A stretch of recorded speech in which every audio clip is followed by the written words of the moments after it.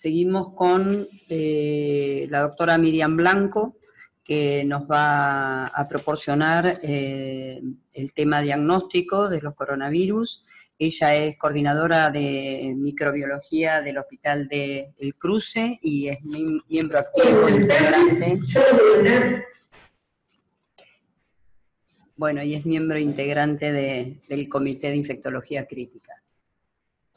Hola, buenas tardes. Yo les voy a hablar del diagnóstico de laboratorio de coronavirus y a diferencia de lo que habitualmente damos en unas clases que cualquiera del laboratorio que dé diagnóstico habla de su experiencia personal, a mí me gusta particularmente dar las clases así, en este caso lo que vamos a hacer va a ser hablar de los lineamientos que se han brindado internacional y a nivel local, ya que no contamos con experiencia propia de esta enfermedad.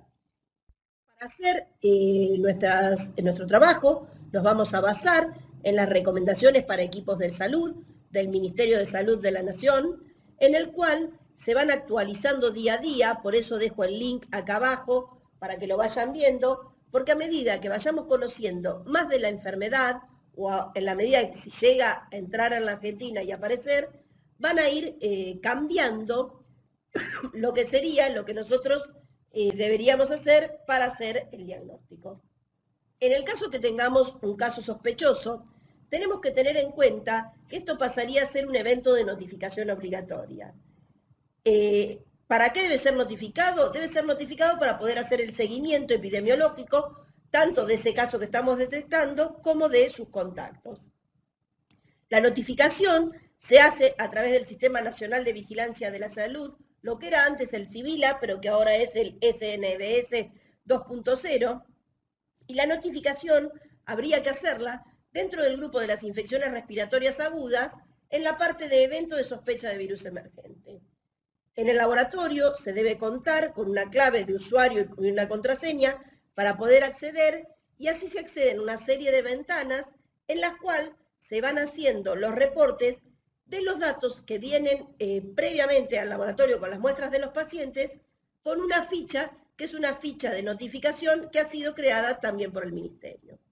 Esta es la ficha de denuncia de coronavirus, es una nueva, hay varias en el sistema SNVS 2.0, pero para este caso en particular se creó una ficha nueva en la cual están establecidas correctamente las definiciones de caso sospechoso, probable y confirmado, y por ejemplo en esta ficha inicial, las zonas que se consideran a este momento de circulación activa, pero hace mención que se van a ir actualizando según la información oficial que exista de la Organización Mundial de la Salud para poder tener en cuenta cuál va a ser el nexo epidemiológico que vamos a tener. O sea, no se va a hacer el diagnóstico de cualquier paciente, sino de aquel que tenga un nexo epidemiológico con el sitio donde está en circulación el virus. En la ficha se van a cargar los signos y síntomas del paciente que se presenten, enfermedades previas que tiene y comorbilidades, y después tratamientos que se le hayan aplicado al paciente también van a ser tenidos en cuenta. Además, de dónde proviene, si tuvo algún contacto con alguna persona que está infectada, y después los datos de laboratorio respecto al tipo de muestra que se va a procesar para hacer el diagnóstico. Esto es lo que debe venir acompañando a toda muestra que se va a procesar en caso de sospecha de coronavirus. Respecto al tipo de muestra, es importante que tengamos en cuenta cómo debe ser tomada. Las muestras deben ser tomadas contemplando las medidas de bioseguridad apropiadas y a través de personal capacitado, teniendo en cuenta medidas de precaución para transmisión respiratoria.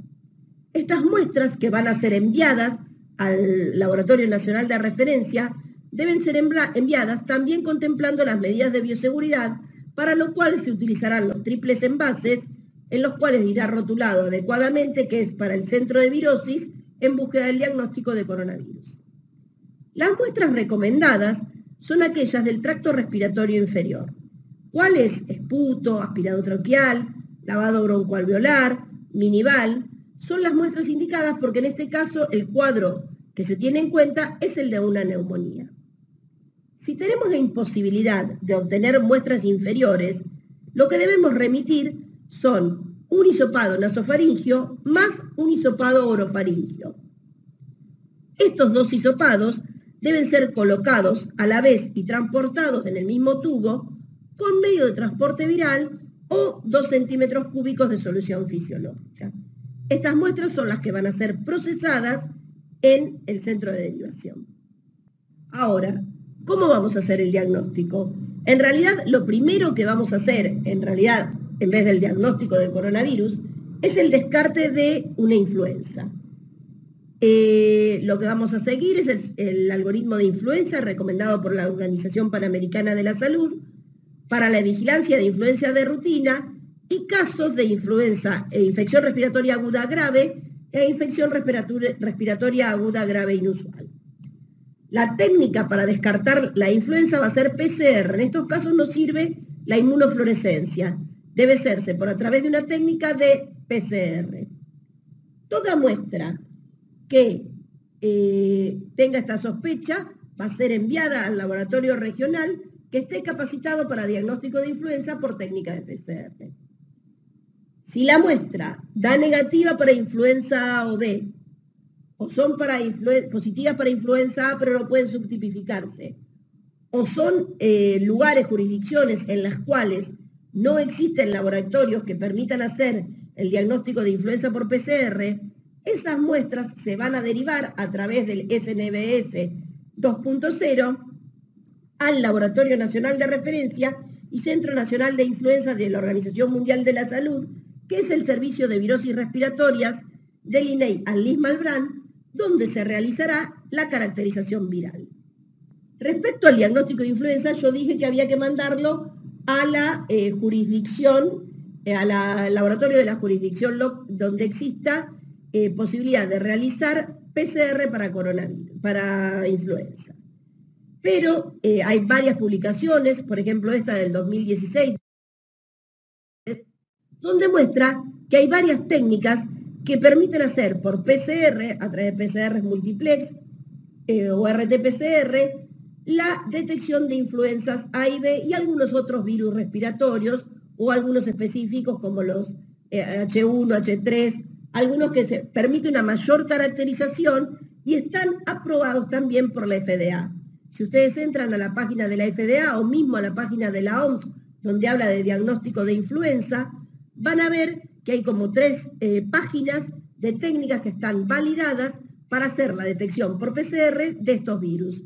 Entonces, si se cuentan no con laboratorio regional, sino con algún laboratorio, no tiene que ser por qué particular, algún laboratorio también de hospital público, donde sea posible realizar la detección por PCR de influenza, sería una primera opción a hacer y no derivarla ya inicialmente al laboratorio regional para acelerar los tiempos y tener esos resultados localmente. Por ejemplo, contamos con una de estas técnicas que son los paneles sindrómicos, en los cuales hay 2 tipos de paneles que permiten hacer la detección de la influenza. Tenemos que uno se puede detecta una mayor cantidad de virus y otro de los cuales detecta mayor cantidad de bacterias. Pero en los 2 está el coronavirus. Pero este coronavirus, estos 4 que están acá, o este genérico que está acá en el panel de neumonía, no son en ningún caso el coronavirus que está produciendo actualmente los casos en China. Es uno que es muy específico para estas particulares, el 229, el HK1, el LL63 o el C43. Así que no es lo que necesitamos para hacer el diagnóstico de este coronavirus, pero sí nos sirve para descartar la influenza o caracterizar la influenza que esté presente. Necesitamos saber rápidamente qué es. Nosotros estamos descartando, pero tenemos que saber cómo vamos a diagnosticar este nuevo coronavirus. Para hacer el diagnóstico, lo que vamos a hacer es hacer un diagnóstico de biología molecular. La Organización Mundial de la Salud dispuso 2 protocolos de diagnóstico molecular, incluso ha hecho varias publicaciones, en las cuales se hace una primera detección genérica a través de unos primers que detectan pancoronavirus Y luego hay 2 PCRs más específicas que permiten afinar más y detectar si es el coronavirus N2019. A nivel local, nosotros lo que vamos a hacer en primera instancia en las muestras que derivemos va a ser la detección del pancoronavirus. Esa va a ser la primera medida. Estas técnicas se han ido modificando. Si ustedes ven la primera publicación, se hizo el 13 de enero y ahora han mejorado la técnica. Yo creo que esto va a ir cambiando en la medida que puedan caracterizar mejor, incluso lo han secuenciado el virus, se van a poder hacer mucho mejor los primers para lograr la identificación. Pero la verdad es que es un gran avance que a pocos días de iniciar la infección tengamos técnicas de PCR para poder detectar si tenemos el virus o no en algún caso sospechoso. A nivel local, el Instituto Nacional Ernest Malbrán lo que va a hacer es una PCR de pancoronavirus y luego, ante un positivo, la caracterización genómica del virus. Esto es lo que nos dice, o sea, en resumen, teniendo en cuenta la definición de caso probable y caso confirmado. El caso probable era aquel sospechoso en el cual se ha descartado la influenza por PCR y que tiene un positivo para pancoronavirus y es negativo para el MERS, que es el coronavirus que estuvo en el Oriente Medio, y los otros 4 coronavirus. Y el caso confirmado es aquel que tiene una secuencia genómica homóloga al 2019. Según los trabajos publicados, las formas de obtener esa secuencia era por secuenciación o por NGS, Next Generation Secuenciación, que es una técnica última que permite detectar si se establece la secuencia y comparada en base de datos, permite ver qué homología tiene con el coronavirus que está presente en China. Esta sería la forma que tenemos a nivel local de saber si tenemos o no coronavirus. La primera instancia de descarte de influenza y posteriormente remitirlo al Instituto Nacional para hacer la PCR para pancoronavirus. En realidad, es que lo más cerca que estemos de esto sea, y les voy a mostrar uno de los tantos memes que han circulado, porque la verdad hay que tomarse con un poco de humor, porque la verdad es preocupante el número de casos que hay. Esperemos que no nos llegue y que lo que tengamos más cerca del coronavirus sea este meme que sea uno de los tantos que se ha difundido y no el virus en general, y que tengamos que estar haciendo las PCR para pancoronavirus y caracterizándolo más específicamente por secuenciación. No hay mucho más que decir.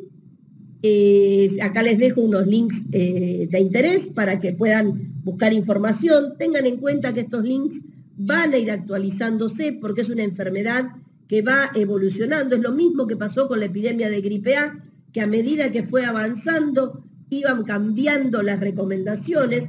Es importante tenerlo en cuenta y una forma de actualizarse es buscar en estos links y ver si se actualizaron, contactarse con alguna de las formas de presencia que tiene el Comité de Infectología Crítica en la web, a través de el mail, Twitter, Facebook, Instagram, que en los cuales pueden ver las actualizaciones que vamos vertiendo día a día, según lo que nos vamos notificando que ocurre en el mundo. Muchas gracias por su atención y espero que la presentación les haya sido de utilidad.